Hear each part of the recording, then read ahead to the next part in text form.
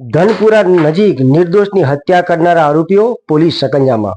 વડગામ તાલુકાના ધનપુરા નજીક હત્યા કરી કારમાં સળગાવી દેવાનો મામલામાં આજે પોલીસ દ્વારા પર્દાફાશ કરવામાં આવ્યો હતો. મેન સૂત્રધાર ભગવાનસિંહને એલસીબીએ ઝડપી પાડ્યો. નિર્દોષની હત્યા કરી આરોપી ભગવાનસિંહ કુંભ મેળામાં જવા માટે નીકળ્યો હતો. આરોપી આગ્રા મથુરા યુપી વિસ્તારમાં ગયો હતો.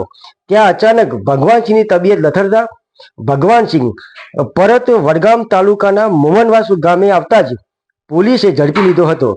એલસીબી પોલીસે આરોપી ભગવાનસિંહની અટકાયત કરી વધુ તપાસ હાથ ધરી હતી. આરોપી ભગવાનસિંહ દિલને હચમચાવી નાખે એવો પોલીસ સમક્ષ ખુલાસો કરવામાં આવ્યો હતો.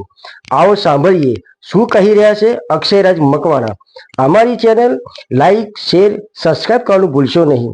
જોતા રહો અવનવા સમાચાર. AK news Gujarati, Vadgam, Banaskantha. તારીખ 27/12/2024 રોજ વડગામ પોલીસ સ્ટેશનના વિસ્તારમાં એક એસ્ટીમ કાર કે જે સળગેલી હાલતમાં મળે છે અને તેની અંદરથી એક વ્યક્તિ પણ જે પૂરેપૂરી સળગેલી હાલતમાં મળે છે. ત્યારબાદ પોલીસ તેની અંદર આગળ ફરિયાદ દાખલ કરી અને પોલીસ જે છે છાનબીન કરે છે.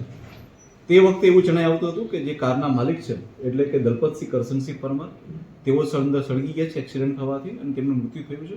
પરંતુ જેવી રીતના આની પહેલાં પણ આપણે પ્રેસ કરીને જણાવવામાં આવ્યું છે કે એક આખો પ્લાન હતો કે જેમાં એ વ્યક્તિ જેની ઉપર દેવું થઈ ગયું છે 1 કરોડથી વધારેનું અને તેની પોલિસી પાકી જાય તેના માટે થઈ અને તેણે કોઈની ડેડ બોડી હતી એને સળગાવી દેવાનો પ્રયત્ન કરેલો હતો. પરંતુ ત્યારબાદ પોલીસે ગણતરીના દિવસોમાં જ આખું એક ષડયંત્ર હતું અને એ લોકોએ અલગ અલગ જગ્યાએથી 2 જેટલી ડેડ બોડી નીકાળેલી હતી. એ ડેડ બોડી કંકાળ હતી જેથી કરીને તેનો યુઝ ના થઈ શકે તેના માટે એક ડેડ બોડીને પાછી મૂકી દે છે અને બીજું એક કંકાળને બાળી દે છે. અને ત્યારબાદ જે છે એક વ્યક્તિ કે જે ત્યાં ચા બનાવવાનું કામ કરતો એવા રેવાભાઈ મોહનભાઈ ગામેથી ઉર્ફે ઠાકોરનું તે લોકોએ હત્યા કરી અને ત્યારબાદ એને સળગાવી દેવાની હકીકત ધ્યાનમાં આવેલી હતી. પરંતુ સાથે સાથે આજે જ્યારે મુખ્ય આરોપી એટલે કે દલપતસિંહ કરશનસિંહ પરમારની બી પોલીસ દ્વારા ગણતરીના દિવસોમાં જ અટકાયત કરવામાં આવી છે. અને કે અટકાયત વખતે જે સૌથી વધુ મુદ્દો જે ઉભરીને બહાર આવે છે તે છે કે એ લાશનું આઈડેન્ટિફિકેશન ન થાય તેના માટે મુખ્ય આરોપી અને તેના સાથીદારો દ્વારા એ વ્યક્તિને જે હોટલ કેદાર છે તેની પાછળ એક 4x4ની ઓરડીમાં લઈ જવામાં આવે છે અને ત્યાં તેના ચહેરાને જ સૌથી પહેલાં બાળી દેવામાં આવે છે ગેસ સ્ટવ ઉપર, જેથી કરીને તેનો ચહેરો જે છે એ દેખાય નહીં અને તેનું પોલિસીનો વીમો જે છે એ મળી શકે. અને ત્યારબાદ એનો ચહેરો બળી જાય છે. ત્યારબાદ જે છે એ આરોપીઓ તેને ફરી પાછો એને એસ્ટીમ કારમાં મૂકે છે અને ત્યારબાદ આખી કારને પણ એ લોકો સળગાવી દે છે.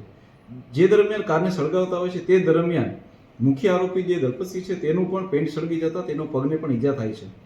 પોલીસે આ સમગ્ર વસ્તુને ધ્યાનમાં રાખી અને એફએસએલની ટીમને ત્યાં મોકલીને તમામ એવિડન્સને એકઠા કરેલા છે અને ગણતરીના દિવસોમાં જ 7 જેટલા આરોપીઓની ધરપકડ કરેલી છે અને સાથે સાથે 2 યુવકો કે જેમણે લાશ બહાર કાઢવાનું કામ કર્યું હતું તેને પણ અટકાયત કરેલી છે.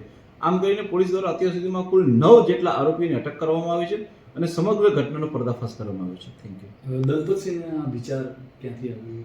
હું આપણે જણાવું કે પોલીસના ઇન્ટ્રોગેશનમાં જે દલપતસિંહ તેની જે મુખ્ય આરોપી છે તે જણાવે છે કે તેણે સમગ્ર ઘટનાક્રમ કેવી રીતના કરવો જેથી કરીને તેનું દેવું પણ ચૂકતે થઈ જાય અને પોલીસની નજરમાંથી બચી શકે તેના માટે થઈ અને તેણે જે ટીવીમાં સિરિયલો આવે છે કે જેમાં ક્રાઇમ કેવી રીતના કરેલો હતો અને ત્યારબાદ તે કેવી રીતના પકડાણા આ સમગ્ર વિગતો તેને ટીવીના માધ્યમથી આવતી સિરિયલોમાંથી એ શીખેલો હતો તેવું પણ ફલિત થાય છે.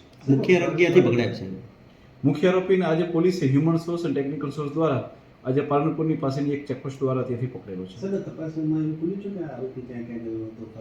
જી બિલકુલ, એ ખુલેલું છે અને આરોપી જે છે એ રાજ્ય બહાર બી ગયો હતો તેમની તપાસમાં ખુલેલું છે અને આજે એમની રિમાન્ડ લઈને હજુ વધારે તપાસ એમાં આગળ વધારવામાં આવશે. સર, અને જે પોલિસી છે ક્લેમ મંજૂર કરાવવાનો હતો એની પણ તપાસ કરવાની છે તો કયા એના એજન્ટો હતા અને એ પ્રકારની તપાસ થશે? જી બિલકુલ, એણે LICની પોલિસી લીધેલી છે તે બાબતની તપાસ ચાલુ છે. આ સિવાયની એક્સિડેન્ટલ પોલિસી હતી તેની પણ તપાસ ચાલુ છે અને એનું કેવી રીતના દેવું થયું હતું એ બાબતની બી પોલીસ ઊંડાણપૂર્વક તપાસ કરી રહી છે. ઓકે.